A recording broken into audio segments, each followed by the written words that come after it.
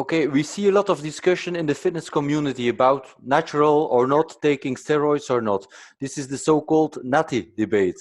So my question to you as hormone optimization experts, is someone taking testosterone replacement therapy to get his levels up to the upper limits of normal still natural if he's compared to other guys performing resistance training, powerlifting, or other kinds of fitness?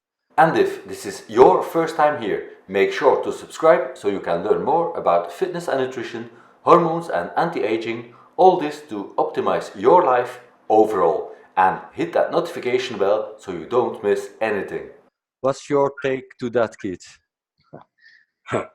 Well, from an athletic performance standpoint, I understand why they would consider that not natural. So I would have to. It would give somebody an edge. So you're not natural any longer. Although I do not consider it it wasn't just, your powerful anabolic steroids are all derivatives of testosterone, much more powerful derivatives. So, but I guess you cannot consider yourself a natty if you're on testosterone, even if it's therapeutic medical testosterone.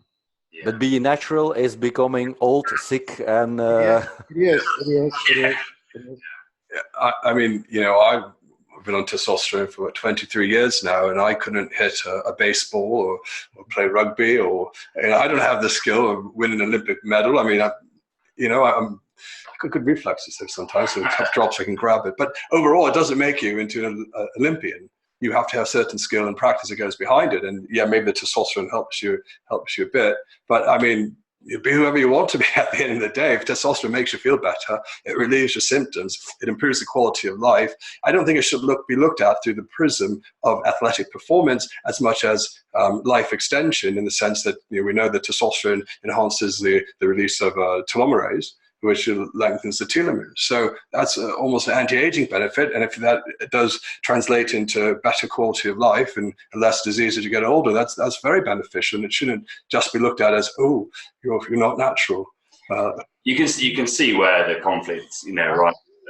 I see it and I understand their argument, but the point is they're not focused on what you just talked about, Mike. They're not focused on the longevity issues. They're not focused on what we're focused on, which is increasing the health span, which is that period of your life where you're free of illness, and you're still functioning, or you're fully functional. That's what we're trying to do, maintain the health span, and that's why we do it. Of course, when they look at Steven, look at how muscular and shape he is for a 40-year-old man. I mean, they think, well, man, he's on steroids. Well, he's on testosterone, but he's doing it for a much different reason that somebody would do for a bodybuilding purpose. He's focused on health, not necessarily physique. That just comes along with it, with hard work, diet, and exercise. Yeah, and he's got great genes as well as all of the other things in place, right? I think you've seen one of your old videos, Steve, where you do all the right things, diet and exercise, obviously, but you said that your granddad had really similar genes to you, right? Yeah, I have the good genes for that, exactly. Yeah. Well, then again, it's not natural to take any medication like antibiotics. So if you don't take them, you just die when you have an infection, right? Yeah, whenever I have a skeptical patient in the office, I would always ask them this, and you'll look at their medication list. They're on some medications. Most people come in on medication. Would you agree with that, Mike and Sam? Yeah. So they're not. Yeah, probably not as much as the US, but usually something. Yeah. But they're not adverse to taking some medication. But if you told them that, hey, this pharmaceutical rep just came in and they detailed me on this pill right here, and this pill is going to decrease your subcutaneous and visceral body fat, which is going to decrease your risk of at least 13 different cancers.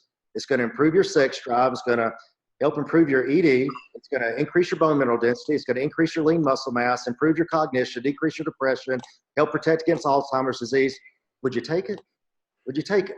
And they all look at me, well, yeah, I would take it. Well, it's testosterone. It's called testosterone. Exactly. Yeah. Exactly. Yeah. That's why Big Pharma hates it as well. but if Big Pharma put it out in a pill and named it something else, everybody would take it. Everybody would take it. Yeah. Okay. This should end the Natty Debate.